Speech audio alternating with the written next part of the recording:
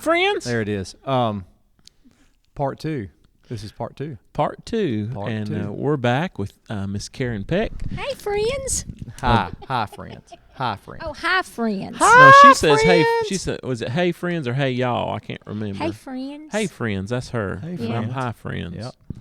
You know. And I just pick at it. Yeah. So. Before So we get too far into this, there's one thing we did not talk about, the glory years of the Nealons, that I really need to know. we talked a lot about the Nealons. I know we did, but there's one thing that we didn't talk about that I really need to know the backstory on. Okay. And it seems that it was a workout video. Oh, dear. The workout video. So y'all did an aerobics. We did. You and Matter Kelly. of fact, Kelly, Kelly was really doing a lot of solo Yeah. projects and doing very well. Matter of fact, in the CCM world, she was like in the top, 5 for vocalists I of the remember year. my I mean, mom she was having an doing album of hers. It had like in my father's her hands? father's child. Her father's was the name father's of it. child. Her Yeah. father's child. That's what it was. she did really well. And her charts, her songs charted, and on the contemporary side as well. So they were doing all of these different aerobics records back then. We're talking records, Aerobics the LPs. records. Yes. And So it was- the label, Canaan Records, Ken Harding, came to Kelly and said, hey, I think you need to do an aerobics record. That Kenny sounds brought like this And up. He brought it up and they on used the previous Nealons, podcast. they used the Nealons music, and someone did the the exercises. And guess who was the audience? The rest of us. So we went and got jogging suits and took pictures and with Kelly and her aerobics. So you and didn't I can't actually remember have if to we do- did. I don't know if we did a video. I'm trying to seems like think. there We is a may video have done a floating video. around. We may have done a video Jackson of it needs too. to get on the YouTubes. And So find that was really funny, but we had a lot of laughs doing that though, especially when none of us worked out. Did Rex participate? Oh, he did. Wow. He was right there in the thick of it. Absolutely, yes. That's funny. Well, I just wanted to know. Kenny brought that up yeah. before. That's why I had. But I think somehow we found that on. I think I saw a video. Yeah, I think but I back saw then though, that was a big deal. That was a yeah. huge deal. Because Yeah. everybody, they were doing these videos, and I was trying to think of really all of them. Jane Fonda had these. Jane Fonda. That was the big. You Jane know, Fonda Richard was Simmons. Jazzercise was yeah, huge. and you had all of these things back in the 80s, all of these people that were stepping up doing these aerobics, but it wasn't done in Southern Right. or in gospel music, period, Right. to my knowledge. And so Kelly was the first. There it was, and you And we got followed and- suit right there behind her, supporting her. Well, now we know. Now we So know. We had gotten to the forming of New River. 1991. Yep. When New River formed, and you talked about having the band and all that. And now, what was New River's first radio song when you? The first you radio released? song was He's Sending Miracles Okay. by Sandy Knight. Okay. And we a had writer. recorded that and on a record, and then we had a song called "Bend in the River," That's the and one it I was remember the written most. by Tim Lovelace and Kim Patton, and Danny Crawford at the time. And of course, he was our piano player and part owner of the group when we started, actually.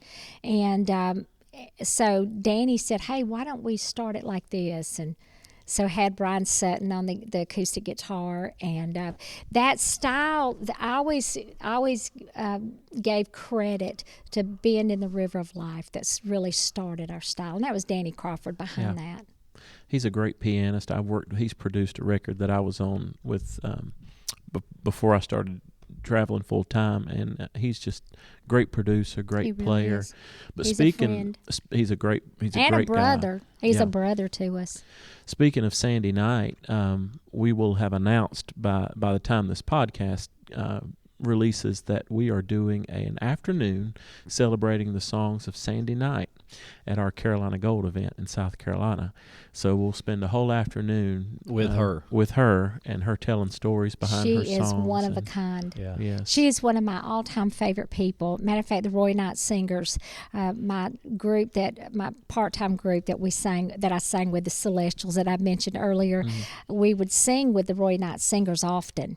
And I always thought, I wanted to sing with the Nealons, and then I wanted to sing with the Roy Knight Singers. Wow. I loved them so much. And they sing with such an anointing. And Sandy is she's a prayer warrior. She's a friend. I call her a sister. And I think this is wonderful that you all are honoring her, because this is very well deserved. She has worked hard, and she's responsible for a lot of groups' career, especially, of course, you mentioned New River. That was your first radio single, was hers. Gold City's very first #1, I think I'll Read It Again, was a Sandy Knight song. Yeah. And, of course, they followed suit. She wrote John Saul, Shouting Ground, God's Building a Church. It was one right after the other. Yeah. And then so many songs on Pillars of Fate. Yeah. It was just incredible. She's just an incredible person and writer. She is. Now, when did you all start working with Bill Gaither? Bill and Gloria started doing the videos around 91, around the time that y'all started. Did you start out, when did y'all start appearing on the Gaither homecoming circuit? Well, actually, in 1995, we were out in Arkansas on a Sunday, and the phone rang at these people's houses, which I don't know how in the world they found us. But I guess it was through the agency. But we were eating lunch with our friends there in Arkansas, and it was Ben Spear. And Ben Spear said, "Listen, Karen," said, Bill and I, we really want to put you on the videos," and said, we've got a taping coming up. And actually, Susan and I were expecting our babies at the time when we went there. Susan and I had Carrie, and she had Joseph. We were expecting at the same time. Wow. So we went to the video, and it was just such a great experience. I was always so nervous, So a lot of times there were a few occasions where Bill would just have me in the video, instead of bringing the whole group. And so I would be the face of New River, just sitting in the audience. And every now and then, but what was so something is I was so nervous anyway, because it's intimidating sitting there in the room with all your peers. Sure, absolutely. Even though everybody's for you, but it's a lot of pressure. And it was so funny because it seemed like there for a while, every time Bill would have me do a verse, it would always be that verse in that hymn that you don't know. Like a song can have 5 verses, and the first, second, and the last, and he'll call the fourth. Yeah. Right. It was those things, and I'd be up all night thinking, "Oh God, please let me get these words." Did they have then? Did they have the monitors that had the words on it, or you just? I'm trying to remember if they had. Yeah, they did have monitors with the words on it, from what I can remember. But there again, if somebody's sitting in front of you and you can't see, you're up the creek. Right. Yeah. Yeah. And the other side of those is it's horrible singing conditions. There's no warm up time. You're just there and you're not hearing great. There's definitely no ear monitors. Well, there's no way that they can accommodate. No, it's impossible. 200 people so it's sitting just around. grab a mic and sing and hope it works. And really, that's the way it used to be. You didn't think about things like that. Right. You didn't need monitors. Yeah. Right. Used to old school. You get up and just let her fly. We're and extremely no sound spoiled. checks, that kind of thing. You just get up there and wing it. And so things have changed so much. But back then, you just get up and do it, You mentioned this earlier. There's nothing to me, and you're right, I can relate. There's nothing more intimidating. I can sing to 2,000 people that, or more that I don't know. Mm-hmm. But when you're singing to 200 of your peers, there's just something. Or in your hometown. To your, your home church, your home people.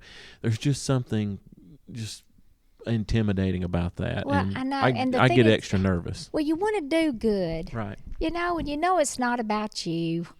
It's really not. But you just still want to do good, when you're with your peers and when you're in front of your family, and you want to be your best. And I can't be my best when I'm nervous, and I get nervous. Oh, yeah. And then I stand. There's so many times I have stood in my own way just from being nervous, and it's like, I know where my strength comes from. The Lord is my strength. And so He gives me this opportunity to step up. And so I just started praying, God, please help me just represent You the best way I can and calm my nerves, all of the above. Yeah. But Bill's still using you all to this day on his tour, homecoming We have quite tours. a few things coming up this year. We did the video a few months ago with and sang the song "I Speak Jesus." Oh, yeah. And so that great he loves moment. that song so much. And matter of fact, Bill is all about the song. Yeah. And one thing that we all know too is Gold City's never had that problem. You all have always had great songs, but you see the importance of a song. yeah. Absolutely. And because it does start with song, and so that song really opened up an avenue for us to be on quite a few of his dates this year, and so we're very excited about that. Who brought that to you? That song. We heard it actually in a church, because it's Charity Gale. Charity Gale, which is I the just one love. that made it She's- pop. I she's- love her. There's I'm something a huge about fan. her that's just. Yeah, She's just incredible. she's very her anointed. music's her and music's incredible. All of it. Yeah. It's just her voice, the music, her style, the anointing. It's Yeah. just when you hear her, you're just like you can feel it. amazing. And that's where I first heard that song too. Yeah. Well, we heard it at a church in Nettleton, Mississippi a couple of years ago.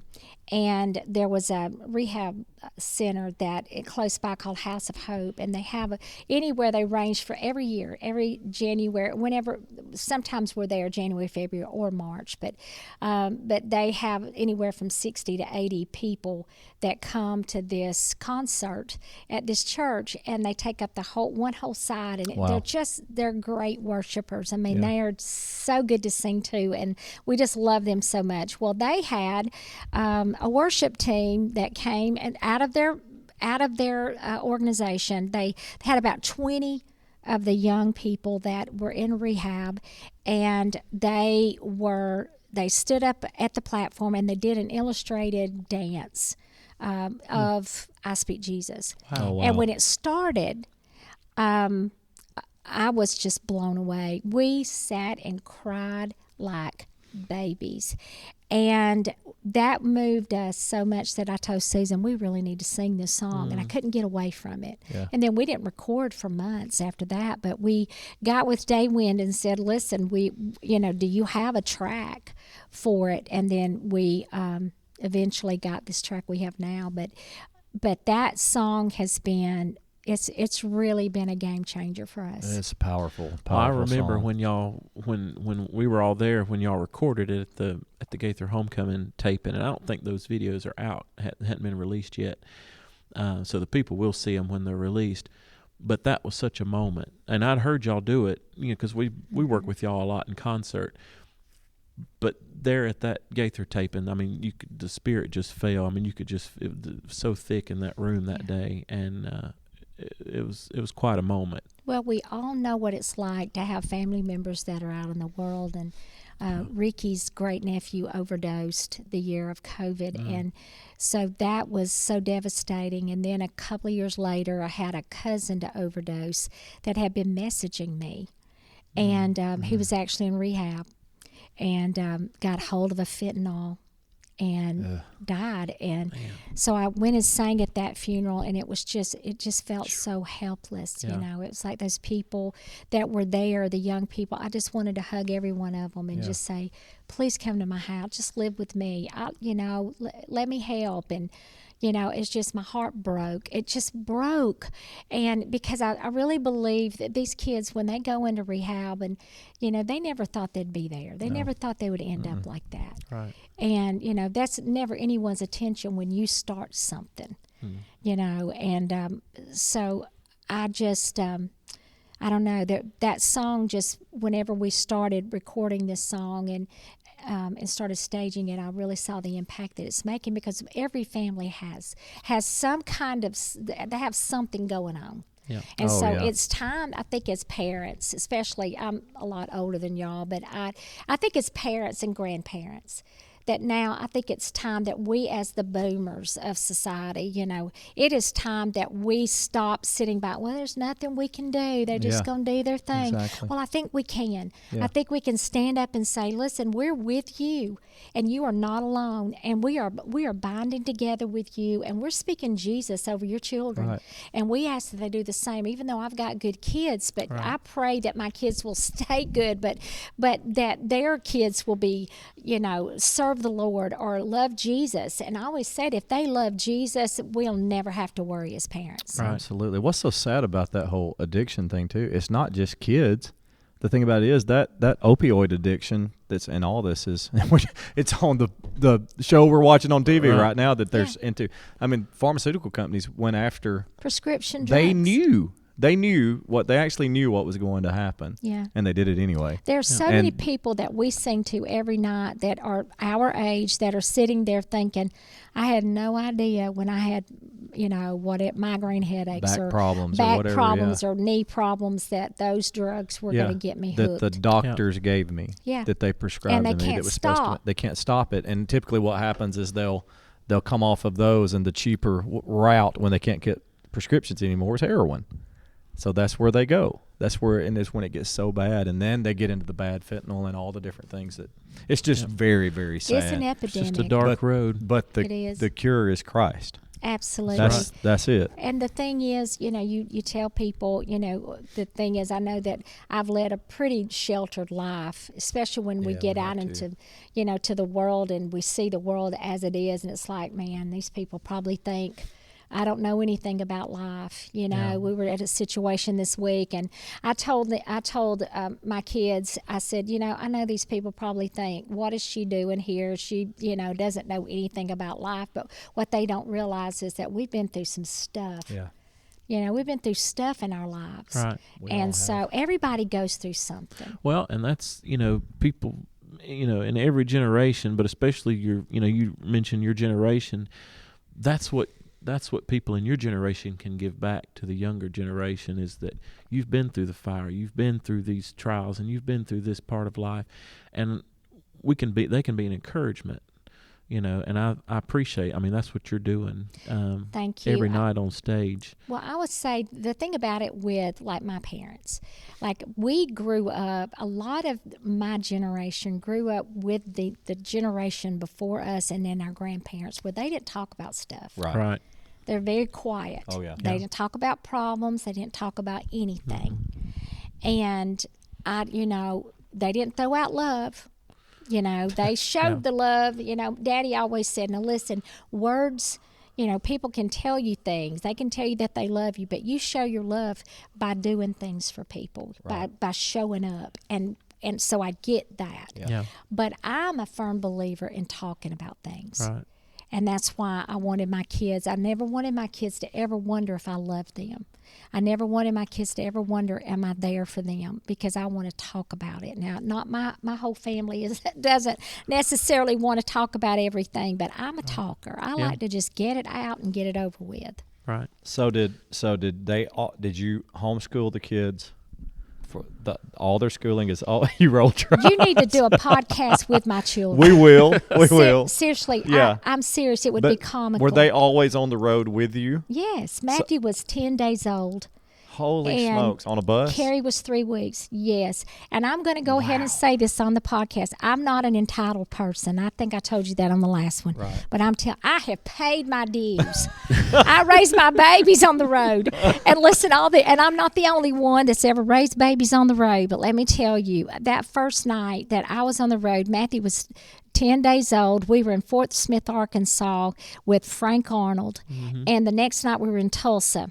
So, but the first night, I was 32 years old when I had Matthew. So I'd been on the road full time for 12 years. Oh. And I can remember Susan and I remember we had on sequin tops and like longer skirts. That's what we had on stage. Well, Matthew being a boy, I was backstage. I did not have a nanny, but I had somebody that was going to watch him that I knew from out there that was going to watch Matthew while we were on stage. So I went to change his diaper, and I was not prepared.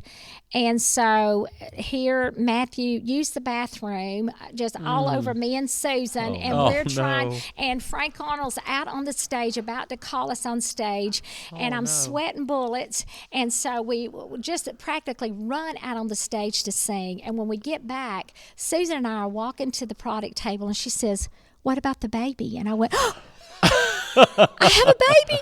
I have a baby." And so I turned around and went backstage, and there was my friend sitting there with Matthew. And it was just like, and then the next night, I was about to go on stage, and Matthew was screaming, crying. And it was Wynell Ferris, God rest her soul. And she looked at me, and she was an older lady. She said, "Karen, I've had 4 kids. I know what to do." So, but I could hear him crying as I'm walking out on stage. And here I am, a new mother, crying. and I was, crying to myself. Then I had to go out and do a 30-minute set, and my baby's back here crying. And then the next day we made our way to Nashville for the National Quartet Convention. Wow. So I was gone for 10 days. So that was hard. Very hard. Hardest thing I ever did, though, was homeschooling, because I did not want to homeschool. Yeah. And you'll have to get my kids to tell you about their homeschooling experience. But I gut laughed because they're so funny. But I didn't want my kids to be dumb.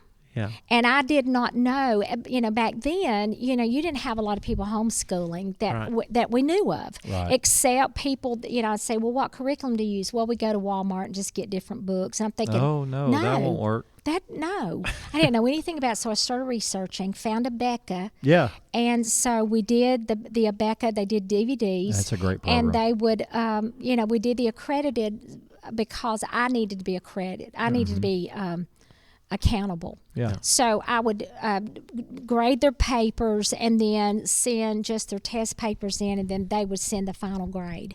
And that was the hardest thing I've ever done. And Matthew was in the first grade in kindergarten in public school, but the school system there in Lumpkin County would not work with me and my schedule. Now, the teachers were great. Yeah. But the rest of them, the superintendent would not work with us. And I begged, because I wanted Matthew to go to school, because I loved school. I had a great school experience. And then I felt like he needed to be with other kids. Sure. But then Matthew was, we started the homeschooling. He was in the 2nd grade, and he was just jumping up and down everywhere. And I was, mom from where. And, it's like for the first 3-4 months, I was just out of my mind. And I didn't want to do it. And because I knew if he was dumb, it was going to be my fault. And so then I was so stressed. And listen, all you moms that are listening, don't listen to me right now, because let me just give you some good advice. Don't worry, they'll be fine. And and I remember talking with the with the people from the Abeka, and they said, "Listen, ma'am, you're doing a 7-hour school day. You don't have to do all of that work." I said, "We can't get all the work in." Oh, wow. So then when I saw that really by the state law, you have to do about 4 to 4.5 hours, which takes that when you do it right. Oh, yeah. And so anyway, to make a long story short, I just remember praying, "God, give him a teachable spirit." Give him a teachable spirit. And then it hit me one day, I'm the one with the teachable spirit. I need to have the teachable spirit. And so when I said, "Oh, God, I've been praying all the wrong things.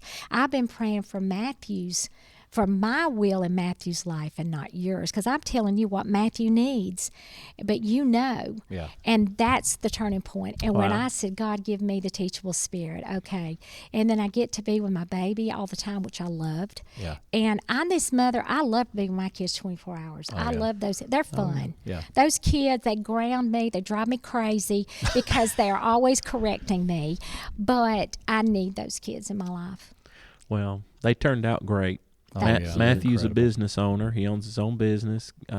Is it Solid Ground Yeah. Coffee Company Solid that he and his Ground. wife Oh wow. own and operate. And then Carrie, she's married to Chandler Balcom now, and She's a hairstylist. hairstylist. Helps Ricky with the business and got the first dime she ever made. Wow. So she's saved, tight. huh? Hanging she's on to it, tight. Oh, just yeah. like you. Well, she's like her daddy. So Matthew's more like me, but Matthew's good. He's good with money. He's Yeah. he's smart, but if I have it in my purse, I'm gonna spend it. So You know what I'm saying? we have to go into, because there's so much that we talked about in that lost podcast that we did that was the Yeah. greatest podcast that's ever been recorded. There you go. We'll Wasn't it? never know. Wasn't Yes. It was. was. Oh, I know it was. I really could just tell good. that day it was so good. But now this one may top that one. I well, it don't know. might. But we got to have the Ricky story, because we talked about it in the one that was lost, but we haven't talked about it. We didn't do it last time. Did we? Did we talk about it? I don't think so. No. So how you met Ricky? Oh, okay. You've got to go into that. People need to hear it. Okay, well, I'd heard, Susan had told me years and years prior that there was this really cute guy that was in town, and he was a bodybuilder, drives a Corvette, and he cuts hair. And I went, really? And she said, yeah, well, her roommate was going to him to get her hair cut. And so He was a now- hairstylist. hairstylist. I mean, he was an act. So He was a that whole hairstylist. combination of what you just said is a little bit Yeah, that's rare. quite a resume. Well, he has, okay, his dad was a barber, Yeah. Okay. and his brother is a barber. Okay. His mother is a hairstylist. Yeah. So they had a shop in my hometown, and that's where I met Ricky. So anyway, so Ricky, I just remember I was with the Nealons, and I needed my hair cut. I didn't like the guy that had done my hair before. So I called Susan. I said, what's the name of that guy that does does Becky, her roommate's hair? She said, Ricky Gooch, and gave me the number. I wasn't thinking, I'm going to go see a cute guy. It wasn't You just anything wanted like your I hair just wanted my fixed. hair cut. Yeah. So I called him, and he didn't have an opening. And Ricky You said will you be- don't know who I am, right? Yeah. And he could care less, trust me. And so anyway, so I called him, and he said, I don't have an opening. I said, well, I travel with my job. He said, I'll tell you what, come in the morning about 8:30 and I'll cut it, but I can't fix it. I said, that's fine. That's all I need. I just need it cut. So I walked in, and when I did, I went, that's who they've been talking about this whole time? And so I sat there and flirted with him. He didn't give me time of day. Oh, no. And I said, do you like gospel music? And he said, yeah. He said, I love the Primitives. They're my favorite group. Wow. And that's when I knew I like this guy, because I love the Primitives. Yeah. And so I said, and I flirted like crazy, and he didn't flirt back or nothing. And so anyway, I left. And so the next day I called him up, and I said, Ricky, I just want you to know that you did a great job on my hair, and, and I appreciate you working me in. And he went, well, thank you. And that was it. And I was That's all it like, okay, well, I'll talk to you later. And so I hung up the phone, because, back then, I'm not going to ask a guy out, but I'd sure knock on the door, and I can push it open. Well, back then, for sure. Now, No, I'm not going to ask a guy out, but he why- can ask. I can push him to the limit to where he will ask me out. Yeah. So then the next week we're home. My mom and I are driving in the car, and I said, Mama, I'm going into that hair salon right there, and I'm going to get some hairspray. There's the cutest guy that cut my hair. So I went in, and he left his station, which he says he never does. I don't know if I believe it or not. But anyway, he came over, and he said, well, hey, he said, good to see you. How can I help you? I said, I want to get some hairspray. And so he said, okay, that'll be like $3.84 or something like that. $3.84. Yes. Okay. So I went to reach for a $5 bill, and then it hit me, write a check. It's got my number on it. Oh, He called me that night. there it was. Wow. The rest is He history. finally took the bait. Yeah, and what's so funny, he said he was going to ask Becky, Susan's roommate, about me when she came in the next time. And he said he was. And so then, but when he went to get the check, it was the first one on the stack. So that was what was really something, is he didn't have to dig through it. And it was Yeah. at the end of the day. So Yeah. we don't know how that happened. Well, we know the Lord worked it Just out. worked it all out. That's right. That's right. And we how many- dated 3.5 years, and we've been married 36.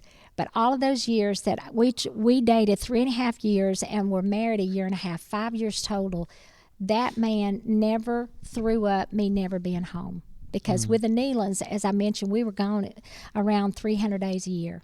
Yeah. And so never said, well, you're never home, that kind of thing. I'd cry leaving town. I'd cry. And he said, babe, you'll be fine. You'll be fine. And it's like, okay, I'd call him from the road long distance, Oh, yeah. hey, I miss you. And I miss you too. You'll be home soon. You'll be fine. I'm so... he's that kind of person. Yeah. Well, definitely with that schedule, you couldn't get on his nerves. So No, that's the truth. That worked out really well. Yeah, that's right. That might be the secret to 36 years. That might be the Well, secret. but he's been out here with her a long time. That's now, true. 35 Obviously. years 35, now. And I obviously. never get tired of him.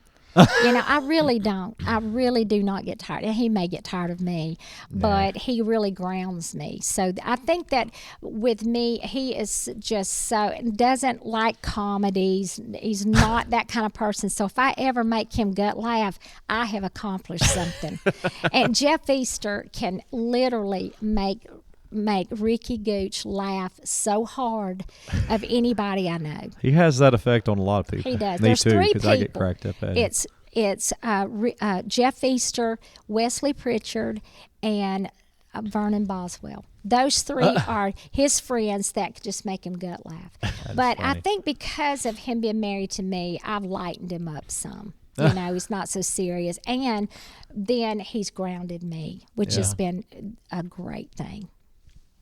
Well, there's something, getting back to the New River and your music career, there's something that y'all accomplished last year that has never been done in Southern Gospel before, and that's that you all have surpassed any group as having the most number one songs of any group in the industry. And that's quite an accomplishment. Thank And you. I can't even, I know a lot of your songs, but I can't even begin to name all, 21 or 22 at this point? We just hit 24. 24. Goodness gracious. Can you name them all? Let's see. No, you don't have I don't know to. if I can name them all, but What was the first one? The first number one across the board. Now we've had number ones, but not when I say across the board, singing news. Yeah, the official chart. The first one we had was 1995. God likes to work when nothing else like will. Wow. Okay. Yeah. You've been to the doctor. Listen, Yeah. we don't. I love we it. don't. That's Sandy Hey, Knight. hey, we don't need So- a I'm demonstration. sorry. She's Yeah. right here. Yeah, I'll Okay. just let her sing. I know you got inspired and all that, but come on. Yeah, that was our first number one. I used to love that song. And then the next number one was 4 Days Late. Yeah. We switched record labels. So that was the second. And- So the second number one was 4 Days Late, yeah, and it all was across the board. then it was just on. Yeah. Because that song, goodness gracious. Well, and 4 Days Late was the one that was the shot in the arm. yeah. That was the signature song. Yeah. And so thankful for 4 Days Late. That's been a Heard big Aaron song. Wilburn singing that song in Meridian, Mississippi. Did he write that alone? He By wrote himself? it with his wife Roberta. Okay. And when I heard it in Meridian, Mississippi, in the fall of 1999, I was standing on the side of the stage, and when I heard him singing that song with an acoustic guitar and heard the audience response, he came backstage and I said, "Aaron, you've just sung about me." And and he said, "Well, you need to sing it." And I said, "No, it's your song. I'm not going to sing your song." He and knew better. he said, "I have pitched that song for 4 years and nobody will sing it." Unbelievable. Really? 4 years. Is that not amazing? Yeah. Wow. And I said, "Well, we'll sing it." And I couldn't get it to Nashville quick enough. Yeah. But because the record label, they liked it, but they didn't really love it because they thought it was long. So they went into the studio, and we had Michael Seitz and Phil Johnson were our producers. We were a Spring Hill label. Right. And I remember one of the producers looked at Gary Prim, who was on the keyboards, and said, "Hey, this has a lot of verses. Let's just do a quick intro." And little did we know that when Gary Prim did that piano roll, that's a signature piano roll. That's all it was. That's all it was. straight And when in. he did that, and I went, "The news came to Jesus." All of a sudden, you felt the Lord. You felt the anointing. And even the drummer said, "Boy, this is a special song." Yeah. So, and then we knew when we got in there to do the vocals, Aaron came that day for us to do vocals, and we knew it was special. It was almost like the Lord, you have those experiences when you record and you just can't do it any other way. But that one way, it's like you try, but it's like it's like God said, this is how it's going to be. And I almost felt like the Lord was just had his hands on my shoulders. Yeah.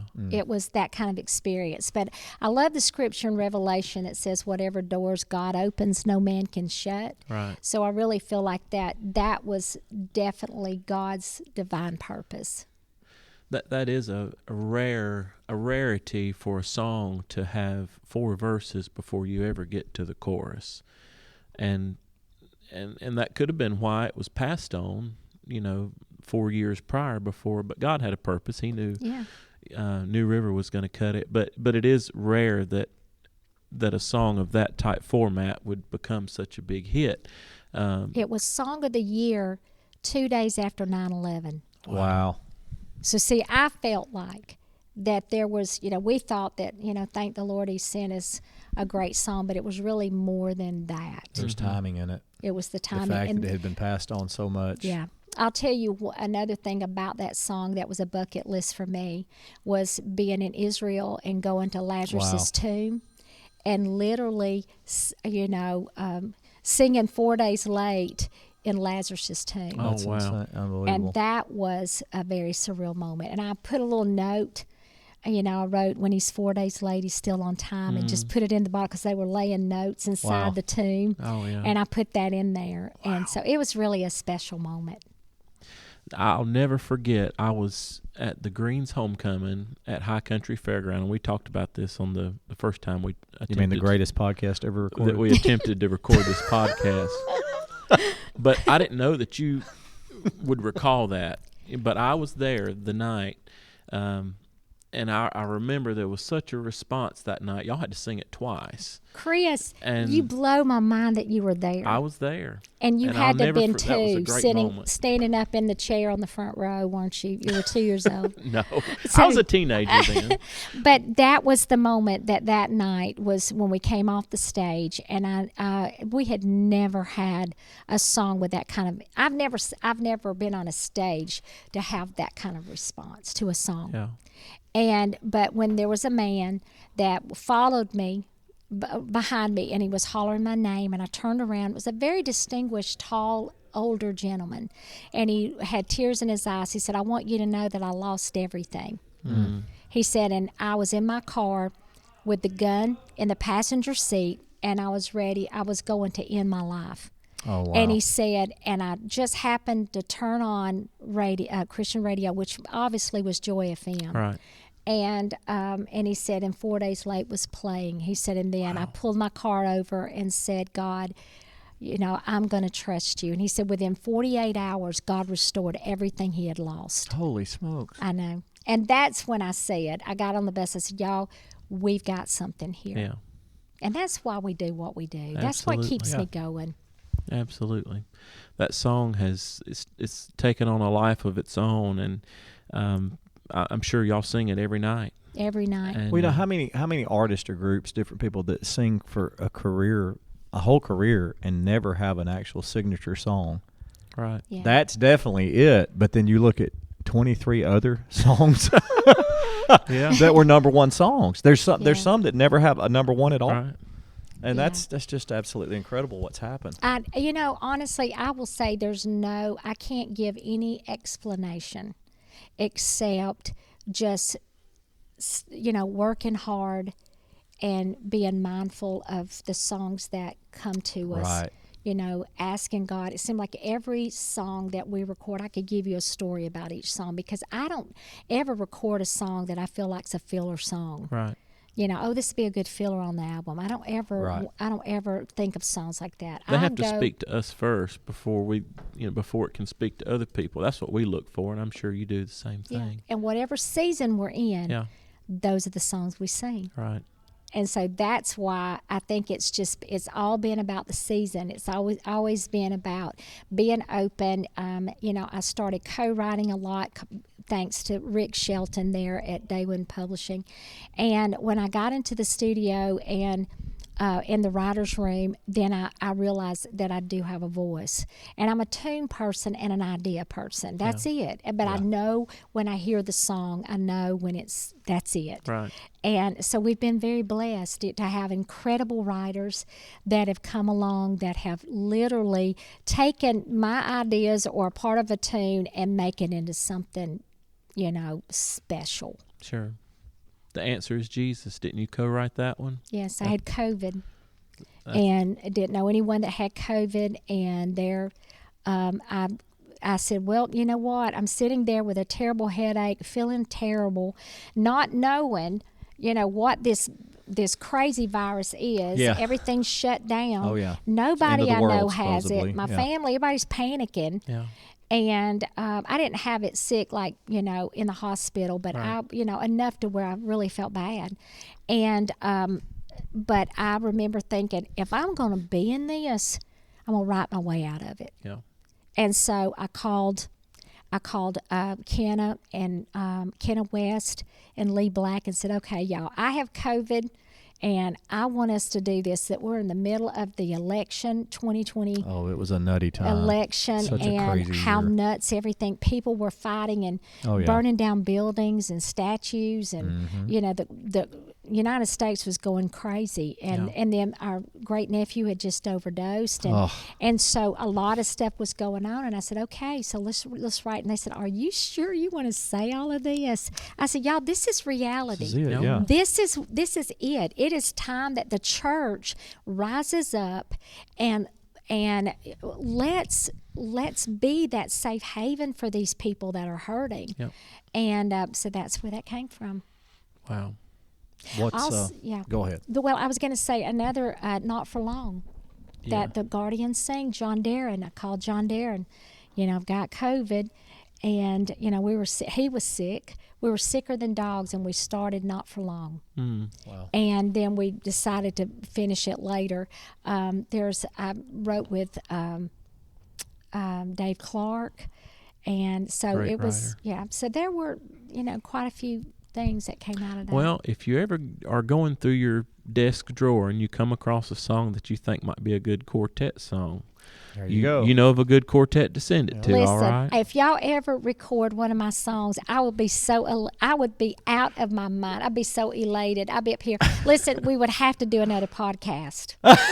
Well, hey, just Let me tell y'all how go to excited Ryan I am. and send Gold us City's one. going to sing one of my songs. There you go. I would love that. Gold City, and I think we touched on this the last episode, but Gold City was very influential and very helping in getting you guys going, because I think Becky represented you at the same time Becky too. Simmons, thanks to Elders Fox of the Kingsmen and Tim Riley, and both of them said, listen, let's help them. Yeah. If they, let them open for us. And there were times that we would open for King's Gold. That's it was amazing. a shot in the arm That to was be a- able to open for them. Matter of That fact, was a y'all cut a huge live event. video with them in Myrtle Beach. Wasn't y'all at the Myrtle Beach, the Alabama Theater? Alabama Was that when they Theater. did King's Go 4? King's Gold 3. 3. And did y'all cut a video that same night? We did. Let's see. It may have been the same night. I know Okay. that we did a video called "Whenever the Wind Blows," like a concept video, video. and then we did a concert video that day too. But I That remember was y'all Steve were on the Lacey had program. moved the lead. Mark was Yep. there, and Jay. That was kind of their first. We've been About looking 94. trying to figure out, because there had to be a Gold City video that was Tim and recorded Eldridge that would night, always too. go in together Yeah. to do those. They would split the cost to do the video. So Kingsman did a video, which they released. But I believe Gold City had to have done a video. They would have done a video that night, but I think because they were on the cusp of member changes, Yeah, Steve was it never leaving. got Oh, released. there you go. We'd So- love So to we're see wanting to that. find Yeah. it. Yeah, and we haven't had, hadn't. Yeah. Well, let me rephrase it. Chris has not found it yet, because he's the research dog on this Yeah. We team. hadn't Yes. unearthed it. Yeah, Yes. but we're hoping to see that. That's Boy. neat that they were there too. Yeah. That was a very neat thing. So where is you mentioned John Darren? He was the first male singer, right? No, he wasn't. He wasn't the first. John came at the end of '99. We started in January of okay. 1991. Okay, so you And had who was the David White was our first okay? was our first singer, the original, and Did we he have stay that entire time? he stayed a few years, Okay. and then he left, but then he came back, and then of course he left, and then we had Eric Morris, which was a great singer. We've had really good guys to come in. Yeah, you've had great. So, but They have to sing very high. Yeah. I have to say it's hard singing with my vocal because it's so high. You have to have a lead singer But we've had some range. incredible singers. And the guy you have now, which we love, is Grant. Grant Gibson. Yeah. He's great. He's a great guy, but he's a great singer. He is a Yeah, great he singer. is. And Grant, I love Grant's voice because he rounds us out. Mm-hmm. And the one of the deciding factors when he auditioned for New River, he came in and all of the guys, that's ever been here, the song On the Banks of the Promised Land, Oh, I love it. that was a #1 song. Yeah, that's a great song. But it's such a great song, but it's high. That high harmony. And so when Grant came in my living room, I can see him walking in right now, just that visual. And I said, okay, what would you like to start with? He said, well, why don't we do On the Banks? I went, you want to do On the Banks? You want to start with that? He said, yeah. He said, I love that song. Yeah. And I'm thinking, okay, all right, there you go. Yeah, that's awesome. But he's been, very consistent, and we love Grant Yeah. And Susan's been here the entire time. the entire time. That had to be really neat to be able to pair up with your sister to do this. It is. Susan and I are best friends. We really have a great working relationship. Ricky, Susan, and I, we each have our jobs to do. We don't jump into each other's jobs. That's great. And that's what works. It just makes everything work. Now, of course, I handle the bookings, the staging, the office, and if I book something, and Susan, she keeps the money, and she's the kind of the treasurer. Mm-hmm. But so if we don't meet our budget that weekend, of course. Karen, okay, we didn't meet our budget. That's where my job, where I have to jump in, know. But we've just had it's been a good working, but it's professional. Yeah. I'm proud of how we did that because we grew up fighting like cats and dogs. Yeah. You got sisters, that and makes sense. we fought all the time. Which I was the youngest, so I'm the one that aggravated my sisters. I was the culprit, but and the spoiled one. But course. she, Susan's the middle child, the middle sister of us three girls, but we just got a good relationship, and really, I trust her 100%. She's one of those that grounds me as well. Yeah. So when is the and then obviously Carrie's doing a great job. Carrie is. She never wanted to sing because she's extremely shy. And whenever she was 16 and I had laryngitis starting off that year, and Susan said, Carrie, if you'll just stand on stage and just help your mom. Yeah. And when she got up there, she can hear parts. Yeah. I looked at her one time, I went, what? And she just laughed. Because she knew she could hear the parts. Yeah. She can in the studio. She hears the intricate parts. She hears the things that are not the normal part. Gets it the first time. So she's really sharp on that. But she just as far as the confidence of standing in front of people just terrified her. Well, She's her doing mama better is now. Karen Peck too, so it's not like she's not. It's one of those things where people are going to throw expectations on her, and that probably weighs in a little bit too. But she's great. She does great with thank anything you. you toss her way. Well, I really always emphasize that. I said, Carrie, you know that you're not ever in my shadow, ever.